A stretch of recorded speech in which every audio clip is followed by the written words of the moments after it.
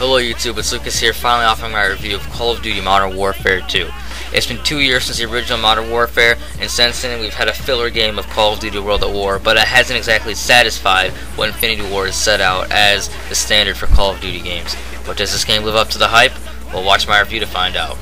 The best place to start is the beginning, and that would of course be the multiplayer or the Spec Ops mode.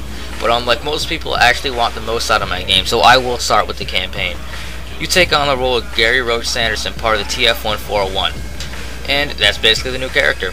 Other familiar faces return like Soap and Captain Price. This game follows 5 years after the first game, and Vladimir Makarov is now the leader of the Russian nationalists, and your job is to take him out. It's short and it's sweet, but there are plot twists at the end of the game which do add some more. And this game is only about a 4-hour game, which is upsetting. And it took me about 8 hours to do it on Veteran, so Veteran does lengthen the game, which is what I would go for. But the story is just very short. But that's not to say that it's not bad. There are very spectacular scripted events, such as a snowmobile drive-bys to Indiana Jones Leaps of Faith to breaching missions in slow-mo. There is always action to be had throughout the whole experience, and every second of it you're always going to be doing something, so it doesn't feel like there's long gaps in the game where you're not doing anything. To lengthen the campaign, there's the all-new and welcomed addition of the Spec Ops mode, which is a co-op or single-player based campaign. With levels based directly from the most compelling events of the main game, you and a friend can blow through it together on any difficulty, but do it on Veteran like I did for a fun time. Even the all-gillied up mission from COD 4 gets a homage. Spec Ops isn't story-based though, so don't expect a whole nother story, but it's a great addition that will probably make another appearance in the next Infinity Ward game. Since the game's controls are literally identical to that of COD 4's, it's not too important to delve into them right now, but they're as slick as COD 4, so if you're expecting something new, go look elsewhere because it's the same game. But it's good to say that those controls do translate perfectly to the online play like Call of Duty 4, which is the reason why people want this game and the massive hype surrounding it. You get a whole new array of primary weapons, being assault rifles, SMGs, sniper rifles, LMGs, and a riot shield. As your secondary weapon, you get fully automatic pistols, you get a revolver, you get grenade launchers, RPGs, cool shit like that.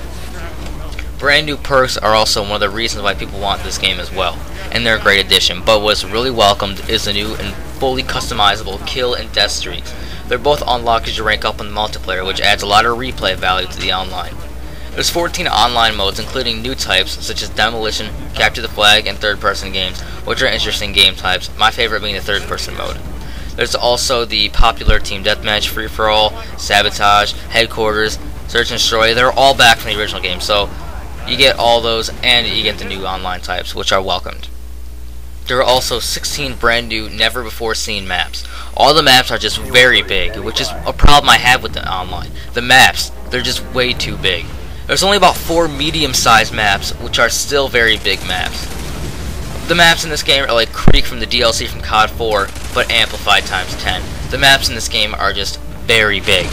But Infinity Ward has said that there will be Spec Ops DLC and map DLC, but the map DLC for me is going to be really important because I would like to see new maps to this game, but of course Spec Ops DLC, which will be welcomed, and all this DLC leaves a lot of room for definite expansion for Call of Duty 6. To close off this review, this is a great game and a well worth a purchase, but I have one problem. It's almost the same thing as Call of Duty 4, but that isn't bad, but this, at the same time this isn't a new game.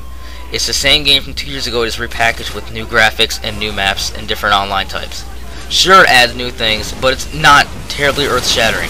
COD 4 was an amazing game, so it's not too terrible, but it feels like this game is the same thing.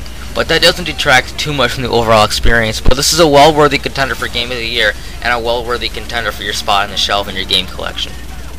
I prefer Call of Duty 4, but that's my personal opinion. But this game satisfied my need for my Call of Duty addiction. Overall, I would give this game an 8.8 out of 10. I just had way too much hype and not all of it was met, but overall this is a phenomenal game. Go and get it. Thanks for watching, sub to my channel for channel reviews, unboxings, and more to come. Thanks for watching my review, and have a good one.